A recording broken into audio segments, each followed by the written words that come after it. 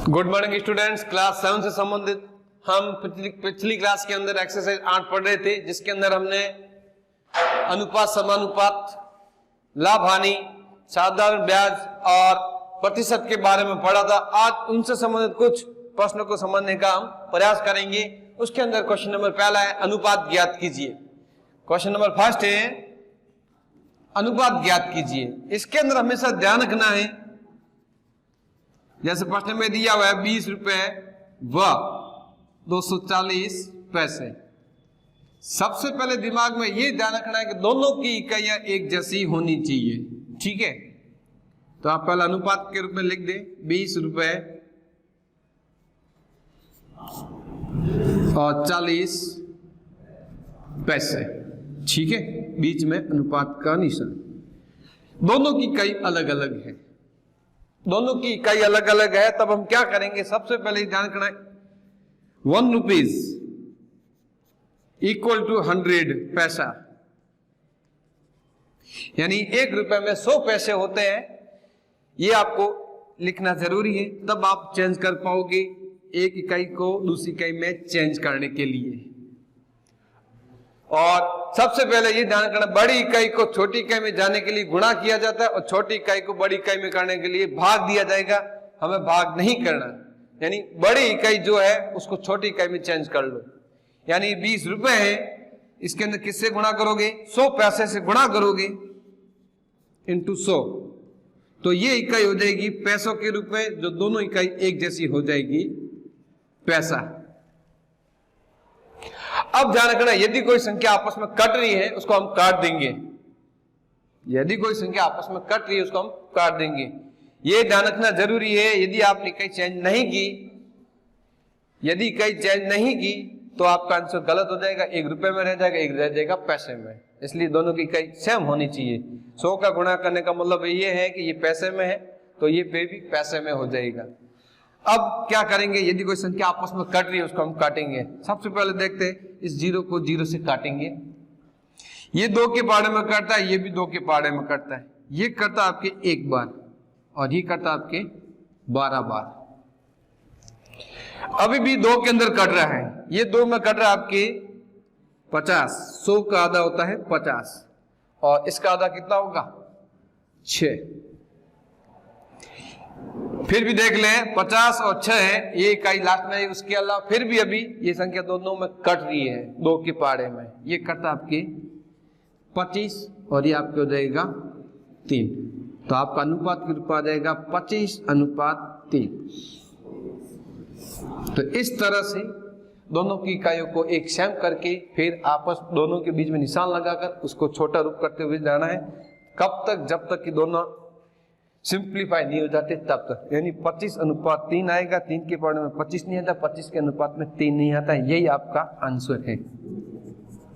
यह प्रश्न number first का फर्स्ट। अब ध्यान रखो कि सेकंड क्या है, वो ध्यान।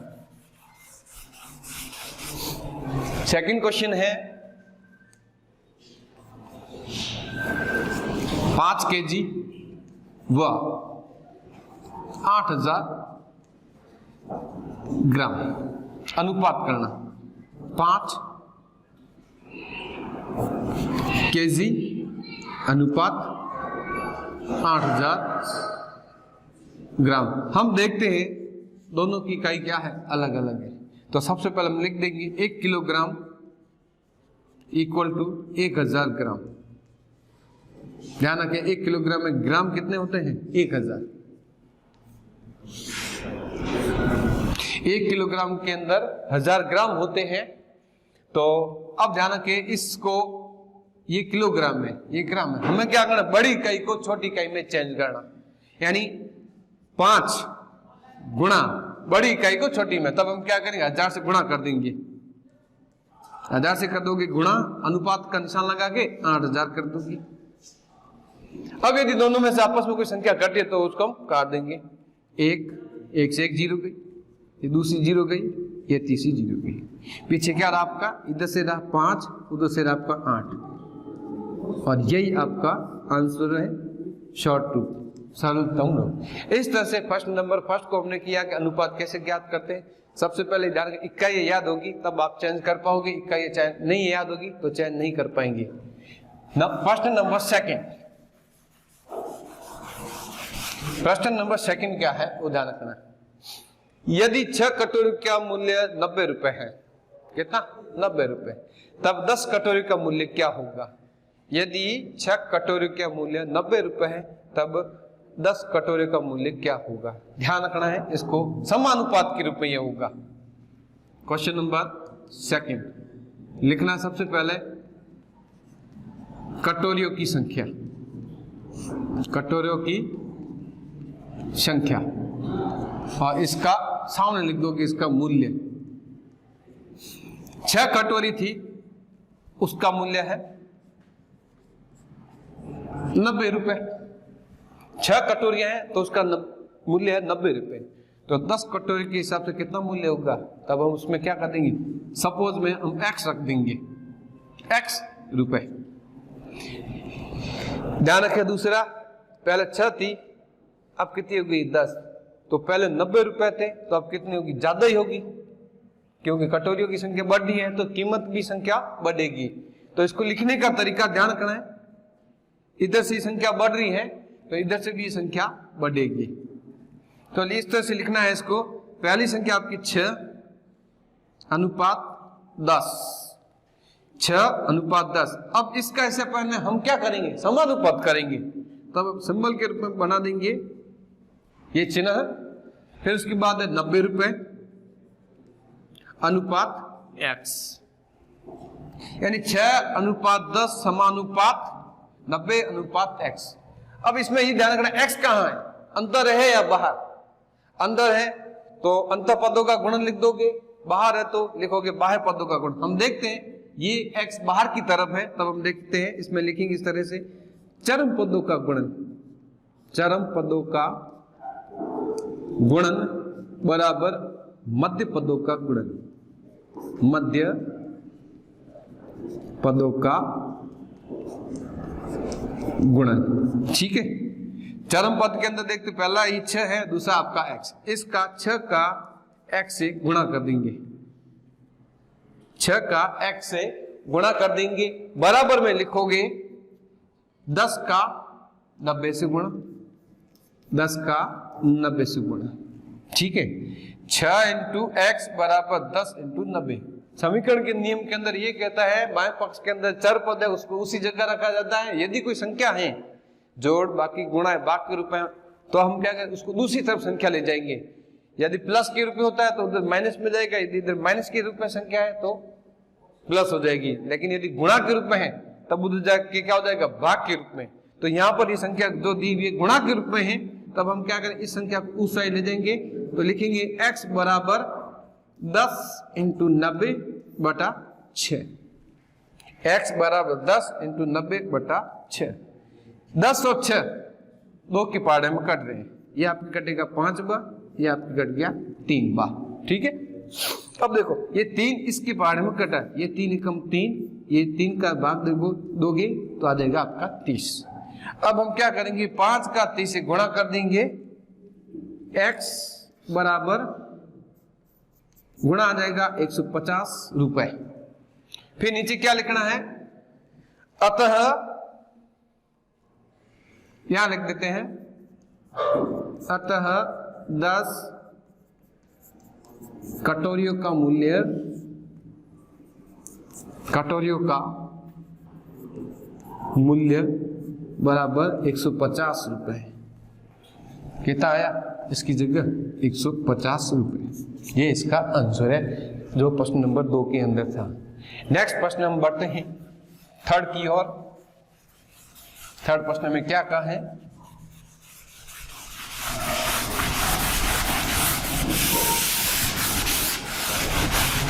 ध्यान रखना, थर्ड प्रश्न में क्या, प्रतिशत में लिखो, प्रतिशत निकालना है। ठीक है, कैसे करेंगे, इसके अंदर फर्स्ट है 1/3। प्रतिशत के रूप में ज्ञात करने के लिए मैंने आपको बताया था क्या करोगे, 100 से गुणा, 100 से गुणा करेंगे। अब 3 के पाड़े में नहीं कटेगा, ठीक है, तब हम क्या करेंगे, अंश का अंश से गुणा, हर का हर से।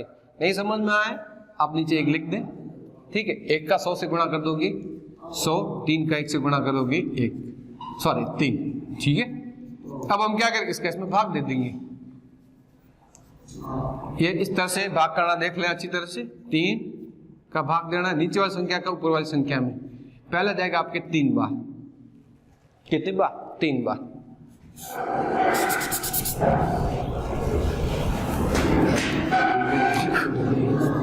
कितना आया, 9। 10 में से 9 गए, पीछे रहा 1, 0 उतार दिया आपने इधर से।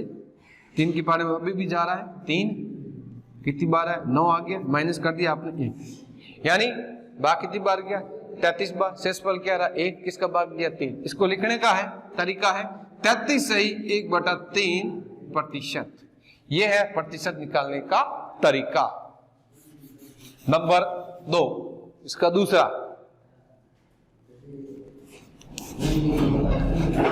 5/4 प्रतिशत निकालना है। तब हम क्या करेंगे, 100 से गुणा,